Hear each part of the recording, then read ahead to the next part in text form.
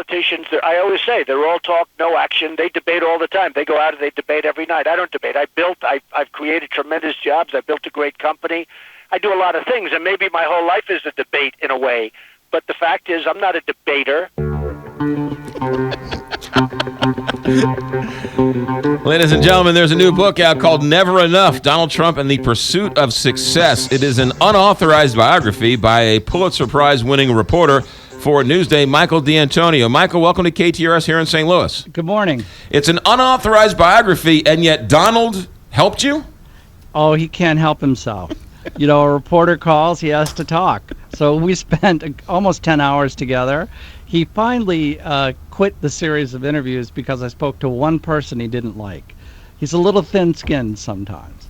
And the book is actually relatively positive, correct? Well, it's right down the middle. So, you know, the reviewers have said, you know, I portray the good, the bad, and the ugly, but it's fair. And I give him credit for everything he's done. When he says I'm a builder, he really is a builder. He builds fabulous buildings, and that's true. They're all still standing. But he's had his problems. He's had his controversies, and you can't get around those. Let's talk about him as a man. I know people who know Donald Trump relatively well and have seen him when the cameras aren't on. They say he's nothing like his public persona, and he's actually a very nice man. Well, he's nice one-on-one. I think he might be nice if you're a rich guy walking by or you're a fellow member of the billionaire club. But with me, for example, the first thing he did was he said, if somebody hits me, I hit him back 10 times harder. So there's a little bit of a threat there. You know, he wants everyone to be on guard, a little off balance. It's always a technique. When he says he's not a debater, well, he may not be a debater, but he's a fighter. Yeah. And he wants to put you back on your heels from the moment the bell rings. Michael D'Antonio, our guest, Pulitzer Prize-winning author with an unauthorized biography called Never Enough, Donald Trump and the Pursuit of Success. How much credit does the man get starting out life with a whole bunch of money left to him by his father? Well, right. Fred Trump was worth $200 million, and pretty much opened the checkbook and said, go ahead, Donald. So he didn't exactly pull himself up by the bootstraps. And there are financial guys who tell me Donald could have invested that money in the market quite safely and be just as rich today. But, you know, he craves the action. And he's just got to get out there and be in front of the cameras, put his name all over these buildings all over the world. He had a Trump airline for a while flying around, and the most distinguishing thing about it was his name in 6-foot letters on the fuselage. I mean, you're right. Anybody could have made money buying New York real estate 30 years ago. So you don't get credit for it. Has he done anything in his business acumen that a Steve Jobs or a Warren Buffett or any one of those other giants get credit for? Did he do anything visionary? You know, I have to say he's not an innovator.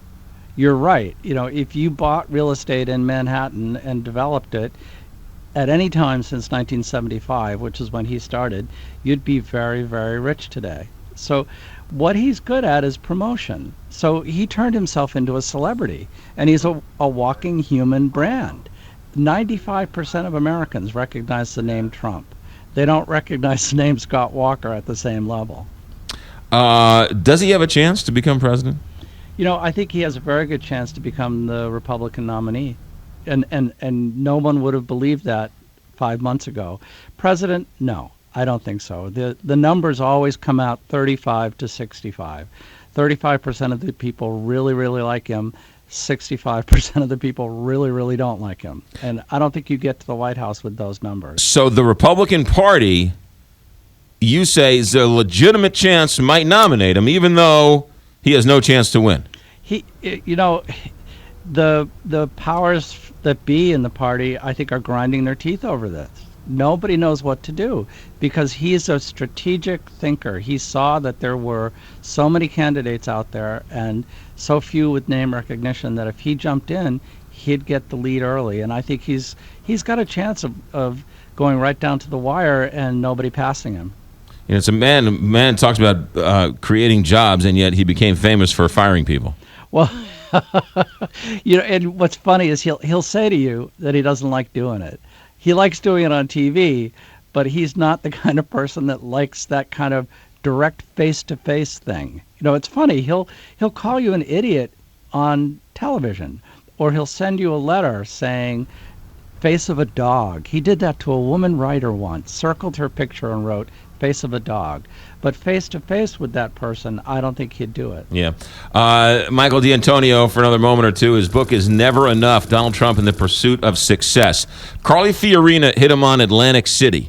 He didn't have an answer for it, and you can't just leave America when things start going bad. Is Atlantic City and his bankruptcy is going to hurt him going forward? I think there's a lot there for further investigation. I also think there's a lot to his problems with so-called Trump University. There are 2 class action suits working their way through courts in California. It's probably going to lead to a trial come January, and I think what comes out of that trial is going to be startling.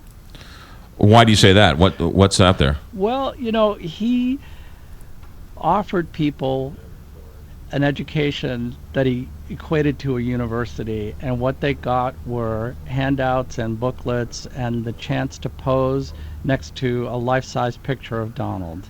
And some of them paid $35,000 and up for that. And they're mad, and the courts think they have a good case against Donald, so there's no telling what's going to come out of that trial. What about his 3 wives and his Piccadillys in his personal life? Well, I interviewed all of his wives. They do have a lot to say.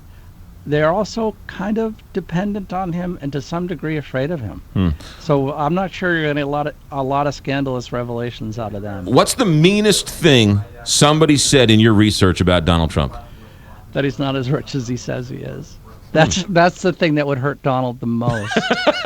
That's the most offensive thing somebody can say about the man. Absolutely. Oh, boy. The book is called Never Enough, Donald Trump in the Pursuit of Success. Pulitzer Prize-winning Newsday reporter Michael D'Antonio. Michael, good luck with the book. Thanks for checking in. Thank you.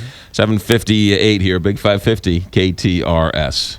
It's true, you don't hear much about his ex-wives. You don't hear them say much. Marla Maples, she's like dropped off the face of the earth. Well, if you're getting a check for $1 million a month, you go away too. I wouldn't say a word. Right. Whatever you need, Mr. Donald, just make sure those checks keep coming.